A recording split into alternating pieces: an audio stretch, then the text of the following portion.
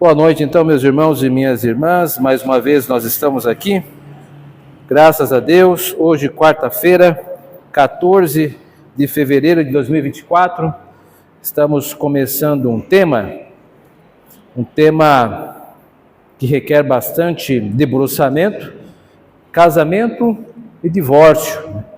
Então nós vamos tratar disso. A ideia inicial era tratarmos apenas do casamento, mas não dá para, tratar apenas do divórcio, mas não dá para tratar do divórcio sem tratarmos do casamento. Então hoje nós vamos ver um pouco do casamento e também um pouco do divórcio. E mais na próxima quarta-feira nós vamos nos aprofundar mais sobre o divórcio. Os irmãos querem vir mais para frente? Hoje está muito longe, eu não vou usar microfone. Muito bem. Então, eu entreguei para aqueles que estão aqui conosco, na igreja, um roteiro e 2 laudas, para nos guiarmos e nos orientar na discussão. Então, vamos começar pelo casamento, O primeiro item a pontuar, e que é caro ao ensino tanto do Novo Testamento quanto do Antigo, é que o casamento é uma instituição divina anterior à queda. Então, o casamento, ele foi dado por Deus à humanidade antes da queda, juntamente com 2 outras instituições. O trabalho, porque Adão tinha um trabalho antes da queda, e também o descanso, o sábado, Isso também foi dado antes da queda. Casamento também. Então, são as 3 grandes instituições pré-queda, quando a humanidade era ainda qualificada dentro de Gênesis 1:31 como sendo boa. Devo lembrar os irmãos e as irmãs que nós entendemos que existem algumas humanidades. Existe a humanidade boa, criada por Deus. Existe a humanidade caída, que é oriunda do pecado de Adão e Eva. Existe a humanidade, a terceira humanidade, que é a humanidade redimida, ou seja, as pessoas que estão em Cristo e por isso guardadas da ira, entretanto ainda pecadores. E existe a humanidade que não pecará mais, aquela que será restaurada quando Jesus Cristo voltar, e terá um estado muito melhor que o inicial, porque Adão, mesmo sendo bom, pecou. Nós, quando Cristo restaurar a humanidade com a sua segunda vinda, nós não pecaremos mais. Então aqui nós estamos dentro desta fronteira, desta primeira humanidade, onde o casamento é dado como instituição. Então o texto que ele é essencial, primordial sobre isso, é Gênesis 2:24, que temos aí em nossa folha. Diz assim: por isso deixa o homem pai e mãe, e se une à sua mulher, tornando-se os 2 uma só carne. Olhando o texto, ainda que superficialmente, há alguns elementos que não nos devem escapar, porque constituirão aquilo que podemos chamar de um certo arquétipo do casamento. O modelo do casamento, ele vai refletir teologicamente, tanto no Antigo Testamento quanto no Novo Testamento. Então, existem alguns elementos que são necessários nós observarmos aqui. Primeiro, o texto adota o ângulo do homem. Perceba que o texto, ele tem um olhar mais voltado para o olhar masculino. É o homem que deixa os pais, é o homem que se une à mulher, A mulher, claro, ela faz os mesmos movimentos, mas estes são pressupostos, estão implícitos ao texto. O texto quer destacar o papel do homem. Então há o entendimento da liderança masculina e da sua responsabilidade diante da sociedade, pai e mãe, Ele deixa um núcleo familiar para formar um outro núcleo familiar, o seu, Deixa pai e mãe, e diante de um novo lar, inaugurado, ele então inicia-se com a sua esposa e une a sua mulher. Então nós temos aqui um embrião da sociedade, Ou o que aponta para que o casamento não seja interpretado como um ato solitário. Nunca foi. O casamento, ele pressupõe coletividade. A coletividade do abandono que eu abandono uma coletividade e a coletividade da minha conjunção. Eu vou me unir a uma outra pessoa e formar um grupo. Isto é importante porque o princípio de coletividade acima do indivíduo, ele está presente no início já da humanidade. Nós estamos sempre ligados a uma coletividade. Esses elementos da coletividade e da masculinidade quanto liderança, eles são fios condutores que os irmãos e irmãs sabem que vão desembocar em vários tipos de implicações em outros contextos. Mas é importante perceber como eles estão presentes no relacionamento do casamento. O casamento é uma união vitalícia. Jesus Cristo enfatiza este caráter com a seguinte sentença: portanto, o que Deus ajuntou, não separe o homem. Isso está lá em Mateus 17:6. Mais adiante nós vamos retornar, mas é bom frisar isso, que é uma união vitalícia. O que é uma união vitalícia? Uma união para a vida toda. O apóstolo Paulo também deixa isso bem claro em sua epístola aos Coríntios, quando ele diz lá, na altura do capítulo 7, na primeira epístola, verso 39, a mulher está ligada enquanto vive o marido. Contudo, se falecer o marido, fica livre para casar com quem quiser, mas somente no Senhor. Daí vem o dito, até que a morte os separe. Então, este é o casamento bíblico. É um contrato entre um homem e uma mulher, e é um contrato também vitalício, ou seja, para a vida toda. Este é o ideal. Mais para frente isto vai aparecer novamente, mas por enquanto ficamos com esses apontamentos iniciais. Eu disse que o casamento é um contrato. Eu quero agora visitar isso de uma forma um pouco mais direta. Que tipo de contrato o casamento é? O casamento é um contrato social. E eu coloco uma pequena redação que demonstra isso. Desde a antiguidade, estava claro que a união entre um homem e uma mulher não poderia ser tratada de maneira leviana e passageira. As famílias envolviam-se. Abraão cuidou para que Isaque se casasse com alguém de seu povo. Mandou seu servo Eliezer fazer os preparativos. Isaque e Rebeca também enviaram Jacó para que se casasse com alguém dentre o seu próprio povo. Mais adiante, Moisés irá proibir o casamento entre israelitas com outras nações.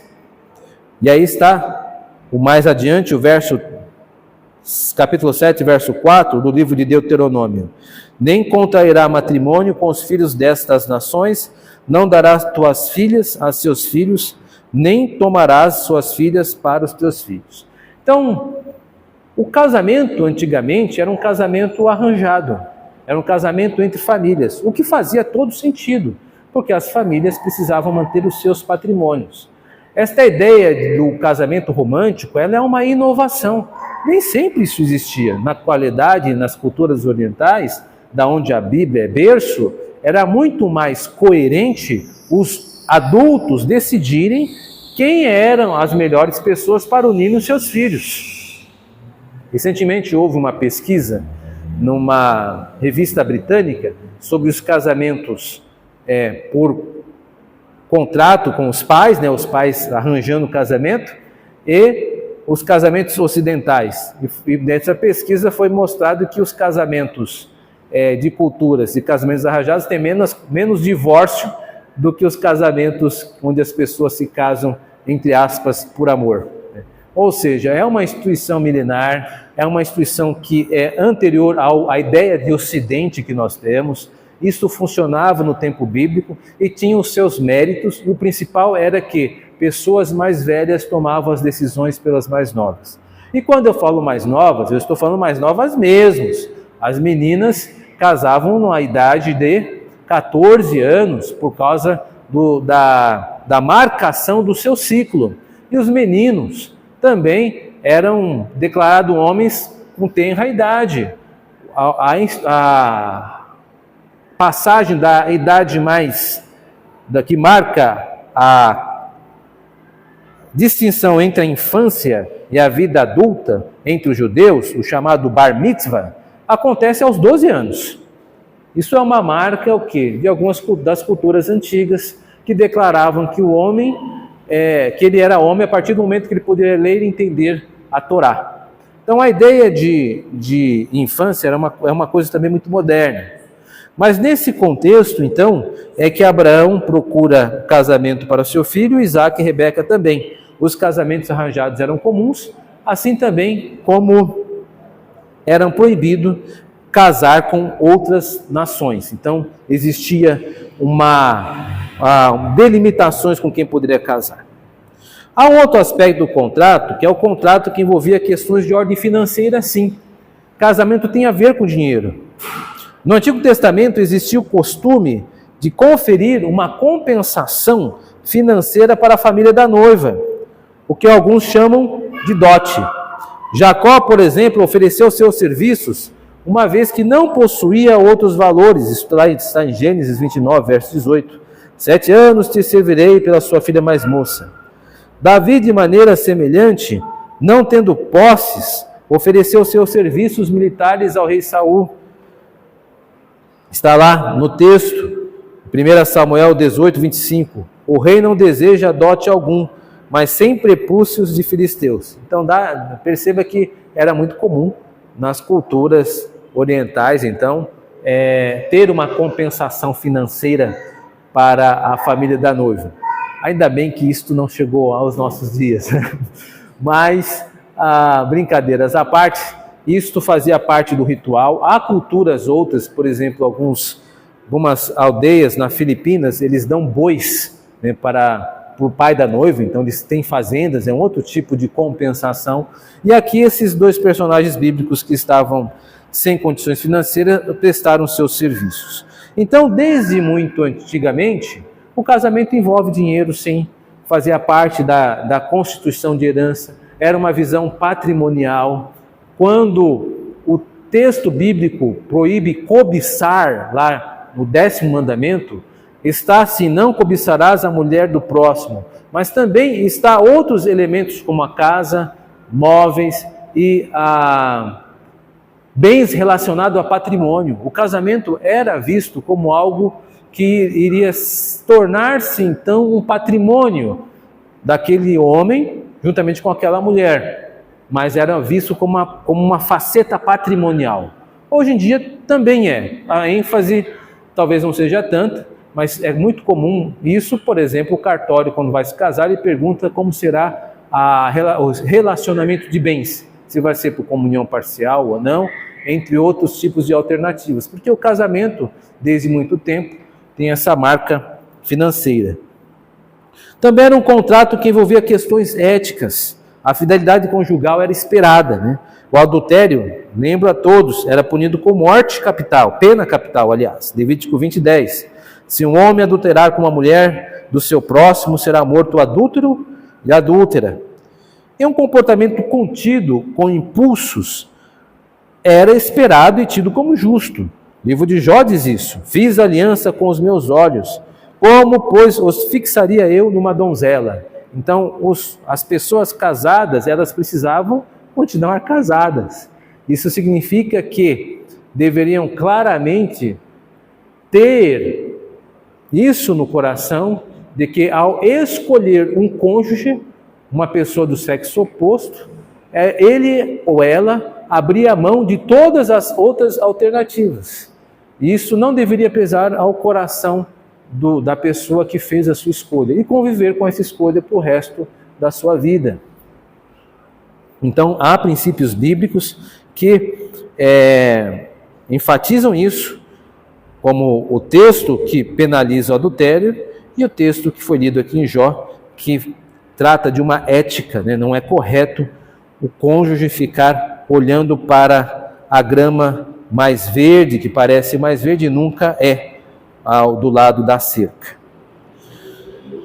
Em tempos como os nossos, e aqui eu fecho com um tipo de consideração nesta parte, em tempos como os nossos, onde é privilegiado o primado dos afetos e da experiência do indivíduo, ou seja, tempos como os nossos, que se importam e dão tanta importância ao sentimento do indivíduo e à experiência, é sempre recomendado afirmar que o casamento possui contornos sociais, O sexo entre pessoas solteiras, por exemplo, constitui-se em uma violação da instituição matrimonial. Ou seja, é fornicação. O sexo é parte do matrimônio e deve ser celebrado dentro desta instituição divina. Fora disso, é pecado. É importante dizer isso. O sexo não une casais. Há um mito que não tem nenhum eco bíblico de que estamos casados aos olhos de Deus, porque nós estamos em conjunção carnal. Isso não é verdade. Você está, se estiver nessas condições, em pecado, no pecado de fornicação. O casamento envolve contrato, envolve abandono e envolve conjunção com uma família. Se não tem esses aspectos, não está correto aos olhos de Deus. A relação sexual não legitima um casamento.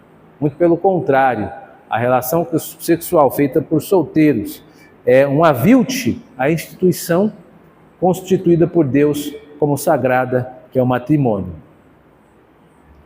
Quem deseja ter relações precisa casar, né? Isto é o que Paulo fala, dizendo: se não consegue conter-se, case-se. É melhor casar do que viver abrasado. Agora vamos tratar do divórcio. Como o divórcio será um objeto de estudo não apenas hoje, mas também nas próximas, pelo menos na próxima semana, eu trouxe aqui alguns pontuamentos, e esses pontuamentos, eles são para quem está aqui na igreja, porque daqui a pouco nós vamos parar e começar um debate entre nós desses assuntos. Aqui eu só estou pensando aquilo que os irmãos vão poder, e as irmãs vão poder debater aqui. Então começamos com algo sobre o divórcio. O divórcio é uma concessão divina devido à dureza dos corações. Então, se o casamento é uma instituição, o divórcio não. O divórcio é uma concessão. São duas coisas diferentes. O texto que precisa ser emplacado ao tratar disso, com certeza é Mateus 19, verso 7. Replicaram-lhe os fariseus a Jesus: por que mandou então Moisés dar carta de divórcio e repudiar? Respondeu-lhes Jesus: por causa da dureza do vosso coração é que Moisés permitiu repudiar vossa mulher. Então Jesus Cristo está se referindo, isso aqui é bastante denso, vamos devagar. Jesus Cristo está se referindo ao texto de Deuteronômio. Observe que Deuteronômio capítulo 24 começa com várias condicionais. Então verso 1: se um homem tomar uma mulher e se casar com ela, e se ela não for agradável aos seus olhos, por ter achado coisa indecente, grife em coisa indecente, nela, e se lhe lavrar um termo de divórcio, ele o der na mão e a despedir de casa, e aí há outras situações, né? O que devemos parar é pensar o que seria esta coisa indecente, que permitia o divórcio. Bom, esta coisa indecente não é definida no texto. Nós não sabemos. Nós sabemos o que não é. Não é adultério. Por que não é adultério? Porque já existia uma lei tipificando o adultério e a sua sentença. O adultério, ele é punido com pena capital. Agora, essa coisa indecente não se sabe. Por isso que no primeiro século, quando Jesus Cristo está debatendo isso com os fariseus, existiam algumas escolas. Alguns comentaristas vão apontar que alguns achavam que poderia ser uma coisa simples, como derramar a sopa no prato seria uma justificativa para mandar a mulher embora. Ou outros disseram não, precisa ser alguma coisa muito mais grave para que a mulher seja repudiada. A palavra repudiada vem do hebraico de expulsar. É uma palavra que era utilizada para expulsar estrangeiros que estavam invadindo a terra, por exemplo. Tamanha é a força dessa palavra. Por isso que a única causa que poderia fundamentar a implementação de um divórcio, que Jesus Cristo aponta, é a relação sexual ilícita, ou seja, o adultério. Então veja, aqui quando Jesus Cristo trata desse assunto no capítulo 19 em Mateus, e também em Mateus no capítulo 5, verso 33, ele vai tocar na questão do adultério como sendo uma cláusula que permite o divórcio. Então o Senhor, ele entende que o adultério ele pode acionar isso.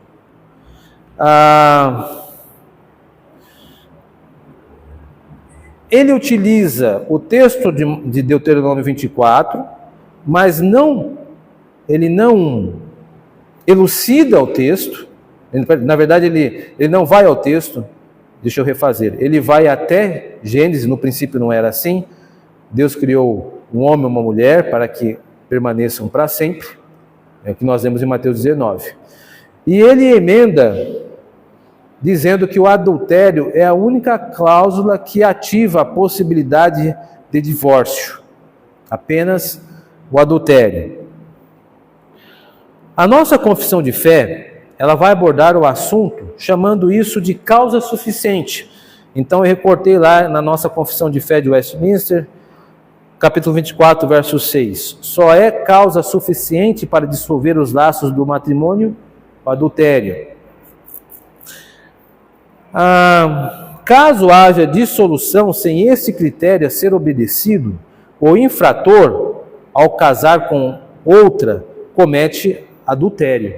Então, a única cláusula suficiente para a execução de um divórcio é o adultério. Se esta cláusula não é obedecida, o contrato de casamento é dissolvido de uma maneira indevida, fazendo com que as partes elas cometam adultério. Perceba que acaba se formando o que alguns autores, como J. Adams, irá chamar de casamento adulterino, ou seja, um casamento que, em vez de promover paz, promove adultério. Terrível sentença essa, é uma leitura que J. Adams, por exemplo, faz isto nesse texto. Um outro caso é admitido ainda, que é a deserção contumaz. Está lá, mas se o descrente quiser apartar-se, que se aparte. Em tais casos, não fica sujeito à servidão o irmão nem a irmã. Isso está em 1 Coríntios 7,15. Tal deserção deve ser algo que foi tratado pela igreja. A confissão de fé vai acentuar isso, que tentará remediar e pacificar a situação, como está lá na nossa confissão, no capítulo 24, verso 6, ou seção 6. Então, agora, nós temos uma outra possibilidade para o divórcio que Paulo apresenta. Mas, na Epístola Paulina, este equipamento, né, esse elemento, ele é acionado no caso de um casamento de um cristão que se converteu dentro de um casamento com um incrédulo. Esta é a ideia do texto em 1 Coríntios 7. Então não é um cristão que casou com um incrédulo, é um incrédulo, são dois incrédulos casados, mas um se converte. Então Paulo fala, olha, não abandone, não deixe, não divorcie, você continue casado, quem sabe, aí vai dar algumas razões. Os filhos é uma razão que Paulo ativa para continuar casado. Tem algumas pessoas que dizem assim, eu não vou continuar o meu casamento por causa dos filhos. Errado! Biblicamente o apóstolo Paulo diz que sim, os filhos são filhos da aliança, e por causa dos filhos é bom que o casamento continue. Perceba que, na nossa sociedade, o casamento é visto como um gozo do sujeito que casou, um individualismo dentro do casamento, e não como uma obra da coletividade, que produziu uma outra coletividade que são os filhos. Por isso que, para a Bíblia, ficar casado por causa dos filhos é um argumento válido, sim, senhor. Paulo utiliza isso, porque os vossos filhos são santos, então permaneça casado. O segundo, a conversão. Quem sabe se Deus há de converter o seu marido, né, ou a sua esposa? Então não se divorcie. São dois argumentos que Paulo utiliza para o não crente. A nossa confissão, ela vai entender que é possível que uma das partes abandone o lar. E por essa deserção, que foi tentada ser pacificada pela igreja, que tentará remediar a situação, né? Nesse caso, o divórcio também ele é permitido como um caráter de abandono de lar. A confissão, ela entende assim. Devemos lembrar, Malaquias 2,16, que Deus odeia o divórcio, que é o repúdio. A palavra divórcio era uma palavra muito moderna, né? Na época era repúdio mesmo, carta de repúdio, separação. E a orientação é para aqueles que se divorciam, segundo a Escritura, não é se separar. Para nós, o divórcio não é o fim. Ainda há possibilidade de restauração. Não deveria separar-se, mas se separou-se, ainda há possibilidade de restauração. Em 1 Coríntios 7,10 diz assim: ora, aos casados ordeno não eu, mas o Senhor, que a mulher não se separe do marido. Se, porém, ela vier a separar-se, que não se case ou que se reconcilie com o seu marido, e que o marido não se aparte da sua mulher. Então, qual que é a orientação? Você não pode se separar da sua mulher, você não pode se separar do seu marido. Você separou, então você não vai casar. É uma ideia de sentença. Então, tudo bem, não case. Não vai casar com ninguém. Vai ficar sem mulher e sem marido. Ah, ficou ruim? Então se reconcilie com seu marido e com sua mulher. Então veja, ainda que separados, eles podem ter conciliação. Agora, o que rompe mesmo um casamento, então, é um outro casamento. Não é necessariamente a separação. Aí não tem mais possibilidade de voltar. O casamento, é um outro casamento que rompe a possibilidade de retorno ao lar, de uma nova reconciliação. É por isso que o Senhor Jesus Cristo é tão duro na classificação. Ou seja, se você separou, não foi para o adultério, então você está vivendo uma vida adúltera. Os apóstolos, no capítulo 19, depois de ouvirem isso, eles vão chamar, como hoje nós diríamos, Jesus Cristo para um canto e dizer: Senhor, se for assim, é melhor ninguém casar. Aí Jesus Cristo vai dizer: isso não é dado a todos, mas apenas àqueles que podem ser eunucos, né, que têm o dom para isso, por causa da gravidade da situação. Então, o casamento na Bíblia é sério. Casamento é para a vida inteira, apenas com esta pessoa. Não pode separar. Se separar, se isso acontecer, reconcilie. Se não foi por adultério e não abandono de lar, então está vivendo um casamento adulterino. Veja só como são as coisas. Então nós iniciamos esse estudo tocando nesses temas bastante interessantes, bíblicos, e para nós enriquecedores. E se Deus quiser, nós vamos continuar com este assunto ainda na próxima quarta-feira. Que Deus nos abençoe. Amém.